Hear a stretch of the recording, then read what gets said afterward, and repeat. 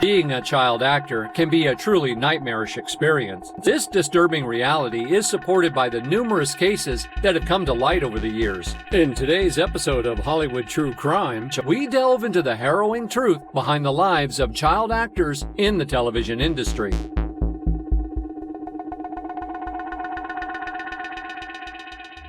It all began in the 1950s when television took over as the dominant force in American popular culture. This new medium gave rise to a plethora of series and telefilms, many of which prominently featured young performers. Despite the implementation of certain regulations, only a handful of these child actors managed to escape the clutches of exploitation, excesses, and the other dark realities that plagued the industry. One of the earliest examples of a series featuring a child actor was Dennis the Menace. Based on a beloved comic strip, the show revolved around the mischievous adventures of a well-intentioned but trouble-causing boy.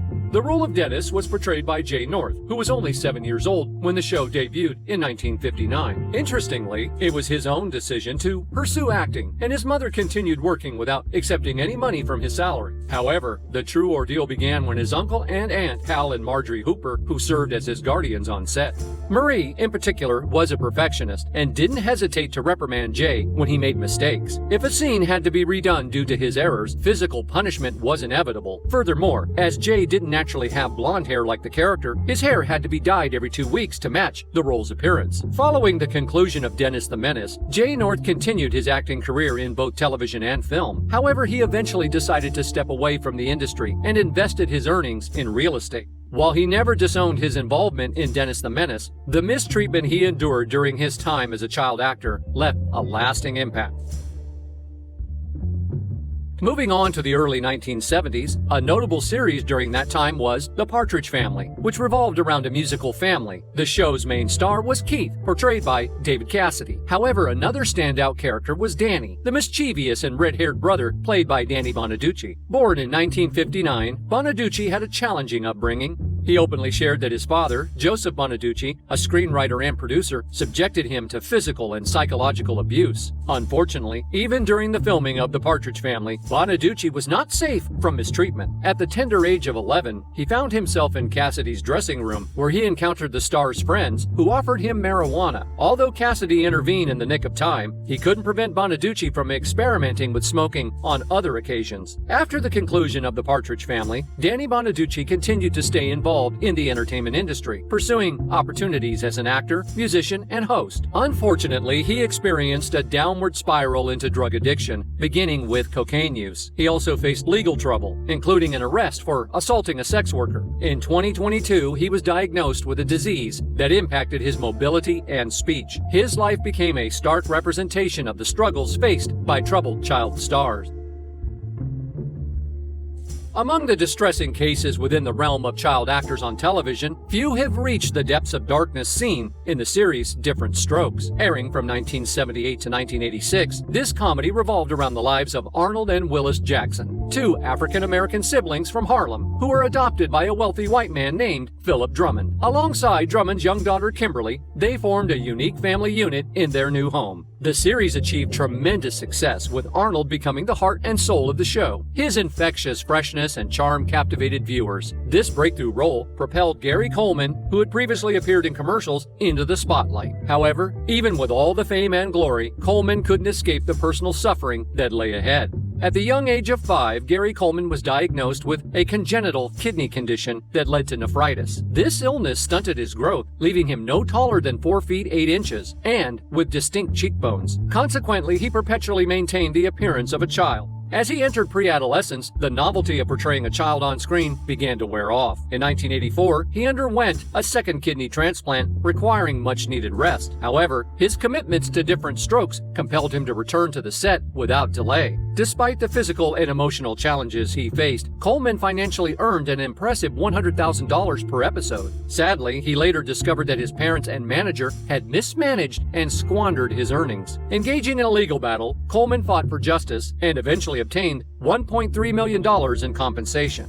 Following the conclusion of Diff'rent Strokes, Gary Coleman made appearances in minor films and guest starred on various shows, often playing himself. He later worked as a security guard, but faced accusations of allegedly assaulting a woman. Tragically, in May 2010, he suffered a fall down the stairs at his home, leading to his hospitalization. On the 27th of that month, at the age of 42, Coleman passed away, leaving behind a complex legacy marked by both triumphs and hardships. The hardships experienced by the cast of Diff'rent Strokes extended beyond Gary Coleman's struggles. Todd Bridges, who portrayed Willis, initially relished the exposure and opportunities the show provided. However, when the series concluded, his career prospects began to dwindle, and he found solace in the destructive world of crack and cocaine. His involvement with a drug dealer's criminal activities further compounded his troubles. Thankfully, Bridges managed to turn his life around and embarked on a path of recovery, utilizing his experience to give lectures and share his story. Dana Plato, who played Kimberly on the show, faced an even more tragic fate. She was dismissed from the series during its later seasons due to her pregnancy, although she later made a return. Similar to Bridges, she struggled to establish a successful career beyond the show, and drug abuse started to consume her life. Plato found herself accepting roles in low-quality films that required her to appear scantily clad, which fueled rumors that she had ventured into the adult film industry. Sadly, her story ended in profound tragedy when she took her own life in late 1999 at the age of 34. These tragic events surrounding the cast of Diff'rent Strokes contributed to the emergence of what became known as the Diff'rent Strokes curse. During the late 1980s and early 1990s, Judith Barsi became a familiar face in the entertainment industry, appearing in popular productions like Punky Brewster, Cheers, The Tracy Ullman Show, and Growing Pains. Despite her talent and promising potential for a successful career, Judith faced an insidious threat within her own family. Her father, Joseph Barsi, a Hungarian immigrant struggling with alcoholism, subjected the family to constant abuse. He couldn't bear the growing fame and success that Judith was achieving, particularly when she began to earn more money than him. Judith lived in constant fear, enduring death threats and physical violence at the hands of her father. The situation became unbearable, leading to a severe nervous breakdown. Her mother sought help from a child psychologist, but they were unable to escape the clutches of Joseph's control. On July 25, 1988, a tragedy beyond comprehension unfolded. Joseph shot Judith and her mother in the head, horrifyingly keeping their bodies in their home for 2 days before ultimately setting them on fire and taking his own life. Judith Barsi was merely 10 years old when she tragically succumbed to her unthinkable fate. Her promising future was abruptly cut short, leaving a profound impact on those who knew her and the industry she had briefly illuminated.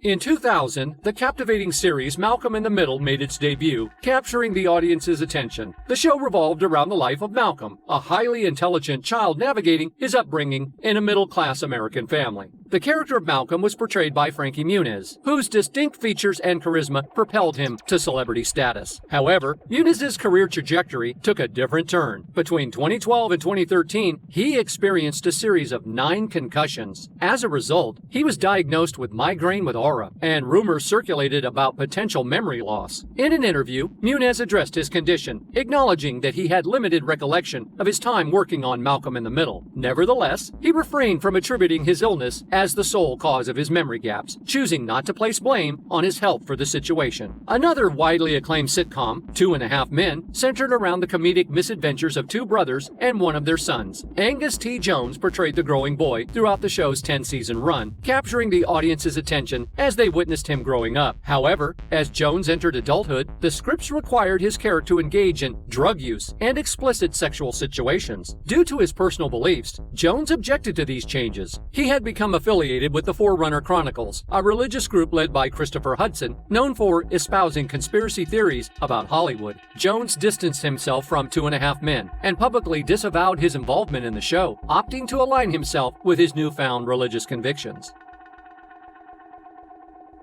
Disney has long been known as a platform for nurturing and launching the careers of child stars. While some of these young talents went on to achieve great success and stardom, many face personal struggles including domestic violence, intense pressure, and constant exposure. One of the iconic shows that served as a springboard for young stars was the Mickey Mouse Club, a variety program that showcased the talents of its young cast through acting, dancing, and singing. Although the show first aired in 1955, it gained notable popularity in the early 90s when it brought together a generation of future stars that included Britney Spears, Christina Aguilera, Justin Timberlake, Ryan Gosling, and Kerry Russell. While these young talents shone and delighted audiences on screen, their personal lives were far from glamorous. Britney Spears in particular faced a tumultuous upbringing with her father, Jamie Spears, who struggled with alcoholism and displayed violent behavior. Even after Britney became a renowned artist, she couldn't escape her father's control. In 2008, following a highly publicized breakdown and an incident involving an altercation with a paparazzo, she was placed under her father's conservatorship. For years, Jamie maintained control over Britney's career and personal life. It wasn't until 2021, when the conservatorship was ultimately revoked, that Britney regained her freedom and began reclaiming her autonomy. Similarly, Christina Aguilera also experienced abuse from her father, but she found solace and support from her mother. She was able to overcome her traumas and persevered until she became one of the most respected and successful singers in the industry.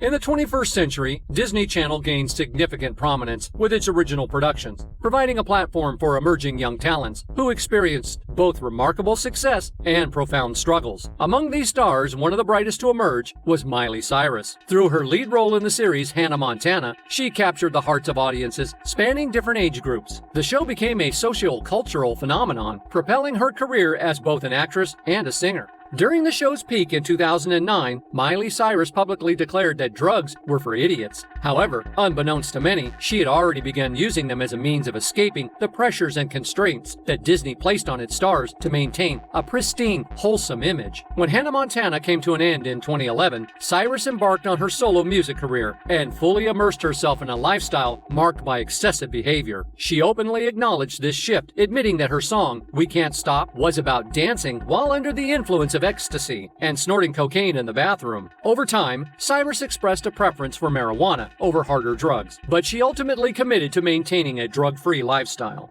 Demi Lovato, who gained recognition through her roles in telefilms like Camp Rock and the series Sunny with a Chance, as well as her successful music career, faced similar struggles to other child stars. Despite her accomplishments, she always carried emotional burdens. She began drinking stolen beer from her stepfather at the age of 12. 5 years later, she experimented with cocaine. In 2018, she suffered a drug overdose that resulted in a heart attack, 3 strokes, and temporary blindness. Her journey through addiction and recovery was candidly shared in the docuseries Demi Lovato, Dancing with the Devil. Zac Efron, renowned for his portrayal of Troy Bolton in High School Musical, made a transition to film roles. The overwhelming fame and paparazzi harassment took a toll on him. In an attempt to cope with his concerns, he turned to drugs and eventually sought help by entering a rehabilitation center. Selena Gomez remains one of Disney's prominent stars. However, her success did not shield her from struggles with extreme alcohol and marijuana consumption, as well as the use of the medication Ambien. Her vulnerable state was partly attributed to her tumultuous relationship with Justin Bieber, who was already immersed in his own vices. Even after their breakup, her struggles continued. In 2018, she was admitted to a psychiatric hospital and diagnosed with bipolar disorder. Despite these challenges, she has shown resilience and actively advocates for mental health awareness. In addition to Disney Channel, Nickelodeon also made a mark in the children's entertainment industry with a series of successful shows. Within their own youth star system, Amanda Bynes emerged as a vibrant talent. She showcased her skills in All That, a sketch comedy program, and went on to star in The Amanda Show. However, while her career was flourishing, Bynes was facing inner turmoil.